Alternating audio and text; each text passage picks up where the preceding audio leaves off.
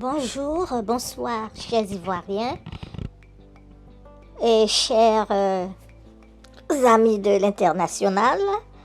Ici la chaîne de la vérité, la chaîne sans filtre, la chaîne qui met le doigt sur le pu et qui évacue tout le pu pour guérir la plaie. La chaîne sans filtre, la chaîne qui ne s'intéresse pas. La chaîne, j'allais le dire, la chaîne qui ne s'intéresse pas aux réactions épidermiques des gens, mais la chaîne qui est là pour ouvrir les yeux des aveugles pour que les écailles tombent de leurs yeux. Voilà la mission. Pour que les Ivoiriens se rendent compte de ce qui se passe dans leur pays et qu'ils retrouvent leur pays, qu'ils se battent pour retrouver leur pays. Le seul pays qu'ils ont au monde, le seul pays sur lequel tout le monde a des visées.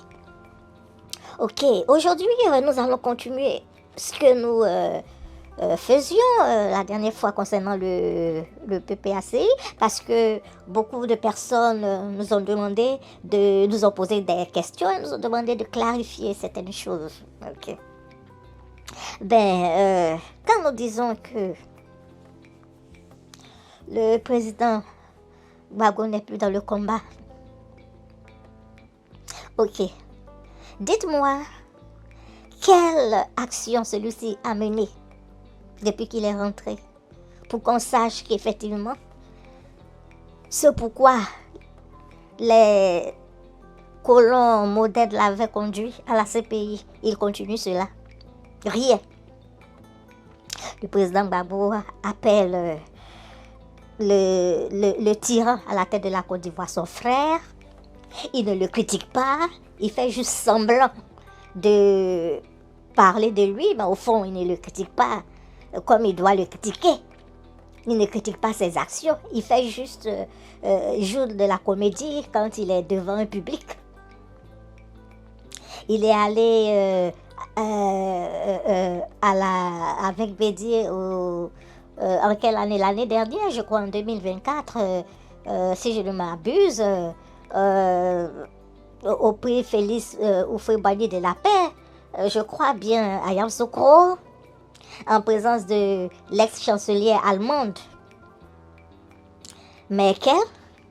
Donc, il est allé là-bas pour montrer à Angela Merkel que tout va bien dans le pays, qu'il est bien avec son frère, le tyran et le génocidaire des Ivoiriens, Alassane.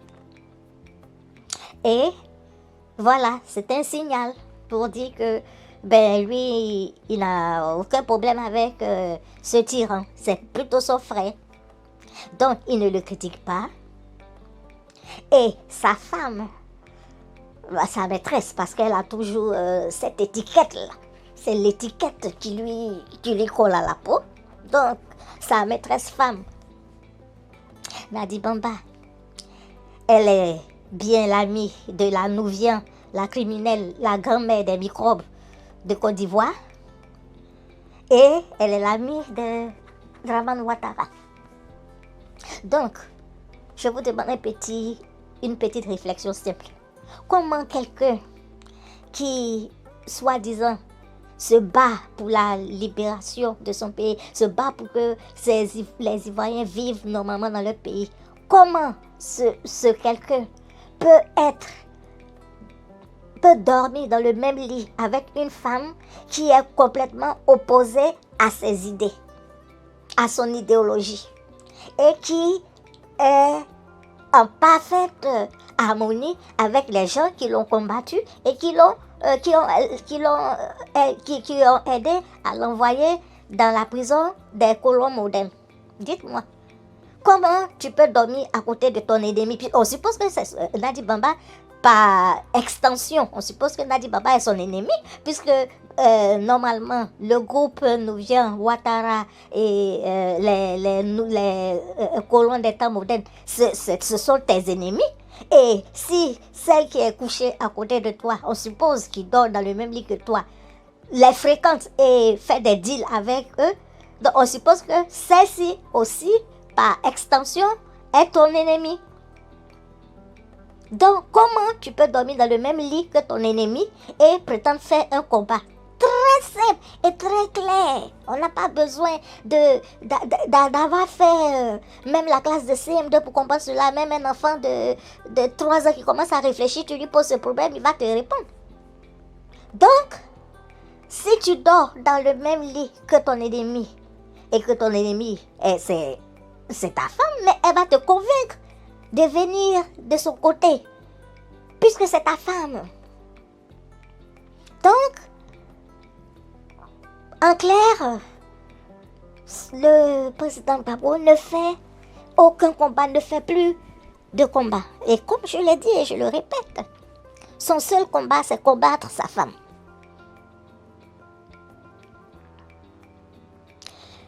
Maintenant, nous revenons plus précisément avec ce qui s'est passé.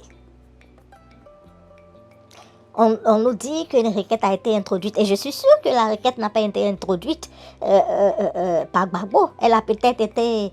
il a peut-être donné son accord, mais la requête a certainement été introduite par Nadi Bamba. Et vous voyez comment elle le manipule? La requête a été introduite par Nadi Bamba. Voilà. Et une fois que la requête a été déboutée, regardez le film qu'ils mettent en place. Au lieu qu'on se concentre sur les élections, sur comment combattre Ouattara, sur ce qu'il faut aller déposer sur sa table pour qu'il puisse regarder les points à discuter, non, on nous détourne et on nous met sur une fausse piste. Et quand on nous met sur une fausse piste, on nous fait perdre le temps. Et par la même occasion, on apprend que il se pourrait qu'il y ait des discussions. Le papa s'il veut discuter avec le RDA. Mais depuis quand, mon Dieu? Si vous deviez discuter, c'est pas maintenant. Il y a longtemps que le gars il n'a pas mis votre nom sur la liste. Donc, quelles sont les démarches que vous avez faites? Rien. Vous n'avez rien fait. Et vous saviez que vous n'étiez pas sur la liste, vous étiez juste en train de blaguer les jeunes Ivoiriens. Donc, on apprend que le papa s'il veut discuter avec le... ce n'est pas de la discussion, c'est pas vrai. C'est juste pour saboter et perdre le temps. Parce que Mme Gbagbo est dans la course à la présidentielle. Ils vont discuter de quoi vont-ils discuter? On vous a dit, le Conseil constitutionnel vous a donné les éléments sur lesquels il s'est basé pour rejeter votre dossier. Au lieu de prendre ces éléments et d'aller combattre le Conseil constitutionnel, vous avez préféré combattre la joie d'une personne. Comment je vais dire cela? Vous voulez vous arroger le droit de dénier à cette personne le fait d'être heureuse. Parce que c'est vous qui devez... c'est chez vous que se trouve la clé du magasin où il y a la joie. On doit lâcher la joie avec vous. Au lieu de vous concentrer sur ce que le Conseil constitutionnel a dit, non. Maintenant, vous dites que vous allez discuter. Vous allez discuter de quoi? Parce qu'auparavant, même si vous n'étiez pas dans la CAPSI, la CAPSI avait dit on ne va pas aux élections tant qu'on n'a pas fini de régler certaines choses importantes. Et je suppose que c'était aussi votre point de vue. Mais je sais que le président Gbagbo a dit qu'il allait aux élections. Mais, de manière globale, la CAPSI, les revendications de la CAPSI, je pense que même ceux qui ne sont pas dans la CAPSI, c'est plus ou moins les mêmes revendications. Vous n'avez pas appuyé ces revendications. Vous avez préféré créer un autre groupe. C'est-à-dire quand Mme Gbagbo va à droite, vous allez à gauche. Quand elle va à gauche, vous allez à droite. Rien que pour saboter.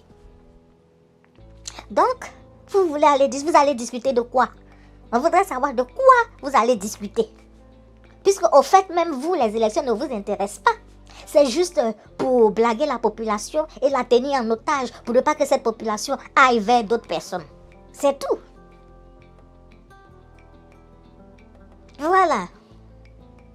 Donc moi, j'aimerais demander aux Ivoiriens de quitter ce faux combat comment j'allais le dire, ce faux combat de cours communes sans portail, où on va faire la guerre à quelqu'un qui est content, qui a manifesté sa joie parce qu'elle a été reçue à un concours, et de vous concentrer sur la suite. Comment allons-nous faire des discussions? Allons-nous rencontrer le pouvoir pour continuer à leur demander de regarder les éléments qui ne sont pas qui n'ont pas le droit d'être sur la liste électorale et se préparer pour l'élection. J'entends les gens dire qu'il n'y aura pas d'élection à la date donnée. Soit il peut ne pas avoir d'élection à la date donnée parce que l'élection peut être repoussée. Mais de toutes les manières qu'il pleuve ou qu'il neige, il y aura forcément une élection. Parce que c'est par élection que le président ou la présidente qui vient s'assoira dans le fauteuil présidentiel. Donc le problème n'est pas qu'il y a élection à la date précise de je ne sais quel jour d'octobre, à la date précise. Le problème, ce n'est pas cela. Parce qu'on peut ne pas faire et faire plus tard. Mais l'essentiel, il y aura une élection. Donc là n'est pas le problème. Le problème est, même s'il n'y a pas d'élection à la date précise, si l'élection est repoussée, est-ce qu'on continue de se battre pour faire régler tous les éléments qui sont qui sont dans la série et qui ne nous plaisent pas? Voilà le combat qu'on doit mener. Le combat, ce n'est pas de faire des vidéos, de prendre des gens sans éducation qui vont venir s'asseoir sur les réseaux sociaux et insulter une icône, je dis bien une icône de la lutte ivoirienne. Elle fait partie des personnes qui ont lutté et qui luttent pour le bien-être des Ivoiriens, qui ont compris la destinée des Ivoiriens et qui veulent accompagner les Ivoiriens dans cette destinée. Elle fait partie des personnes qui n'ont pas cédé. Elle fait partie des personnes qui n'ont pas vendu leur pays. Et c'est à une icône comme ça, une personne qu'on ne retrouve pas dans aucun autre pays africain, vous permettez à des gens. Et la dernière fois, j'ai vu la vidéo d'un Burkinabé, un rebelle, un enfant de rue, un gars sans éducation qui ne sait même pas s'exprimer en français, qui n'a aucun niveau. Un idiot comme ça, un Burkinabé, vous lui permettez d'insulter une icône de l'histoire humaine ivoirienne. Et je vois des Ivoiriens qui sont contents et qui partagent cela. Êtes-vous sûr que si c'était une dame comme ça du Burkina, ils allaient vous laisser, vous les Ivoiriens, l'insulter? Non, mais pourquoi vous les Ivoiriens, vous avez encore cette bêtise que vous avez eue et qui a fait que vous avez connu la guerre, vous continuez encore dans cela. Comment vous pouvez vendre moins cher une personnalité de ce pays? Une personne qui construit ce pays, ce n'est même pas une voleuse. C'est juste une personne qui pense au bien de son pays. Comment vous la donnez aux autres pour qu'ils puissent la piétiner? Et j'ai vu des gens, des Ivoiriens sans éducation, en train d'être contents de partager la vidéo de ce Burkinabé au lieu qu'ils fassent des vidéos pour insulter ce Burkinabé et pour le mettre en garde. Ils ont plutôt partagé un rieneux, un gars qui traîne dans la rue, un gars sans éducation qui vient, qui fait une vidéo, qui ose dire, parlant de la première dame ivoirienne, que on t'a droité, ils t'ont droité. Et un Ivoirien va partager cela, mais il faut être indigne. Il faut être indigne pour applaudir ce genre de situation. Si ma mémoire est bonne, il n'y a pas très longtemps que quand à un rassemblement, des gens ont chanté, les patriotes ivoiriens ont chanté on va installer Babou, petit bossé, rentre chez toi. Je crois que les Burkinabés se sont plaints, tout en sachant très bien qu'on ne parle pas d'eux. Quand on dit petit Moussi, on sait tous qui cela désigne. Mais ils ont hypocritement, ils se sont plaints. Et vous laissez un Burkinabé, un enfant saleté de la rue, un cafard, vous le laissez dire du n'importe quoi, d'une femme d'une icône de votre histoire. Il n'y a même pas son équivalent dans d'autres pays. Vous le laissez dire cela et vous applaudissez. Mais quel genre d'Ivoirien êtes-vous, diantre? Je comprends comment la guerre puisse s'installer chez vous. Vous vous combattez entre vous et vous faites la gloriole aux autres personnes qui sont hors de chez vous, qui sont les étrangers. C'est bien vous les mêmes qui faites la gloriole de l'AES. Pendant ce temps, les personnes qui sont chez vous, qui veulent faire aussi comme l'AES, vous les combattez, vous les insultez. Mais diantre, quel genre de peuple êtes-vous? Il faudra vous revoir, hein? Il faudra vous revoir. Je pense que tout ça, nous allons travailler là-dessus. Parce qu'il faut que le pays revienne dans la bonne direction. Sinon, autant d'Oufoué, un Ivoirien bien éduqué ne peut pas accepter que quelqu'un qui ne connaît pas la valeur de cette femme vienne l'insulter de cette manière dégradante, comme s'il parlait à sa petite camarade de poussière de la rue. Et un Ivoirien va applaudir ça jamais. Mais il a fallu ce genre de... il a fallu que l'État de Côte d'Ivoire tombe et qu'on ait n'importe quoi à la tête de ce pays pour que n'importe qui se lève sans éducation et commence à raconter n'importe quoi sur les personnalités importantes de ce pays. Et des Ivoiriens vont applaudir cela. Mais il faut être bête, ne pas voir plus loin que le bout de son nez pour faire cela. Bien, chers amis, je crois que la tension commence à monter, mais on va s'arrêter là et le prochain épisode, on va aborder un autre sujet, on va continuer notre débat.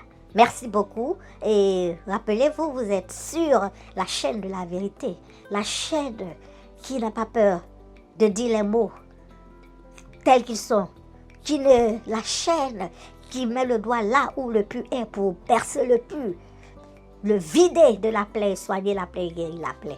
Merci beaucoup, chers patriotes ivoiriens, chers Ivoiriens et chers amis de l'international. Et Ivoiriens, n'oubliez pas, sachez une chose, vous êtes des personnes courageuses. N'oubliez pas cela. C'est le courage qui a fait que vous avez fondé votre pays et que vous continuez de vivre dans ce pays. N'abandonnez jamais ce courage. À bientôt, très chers amis. Au revoir.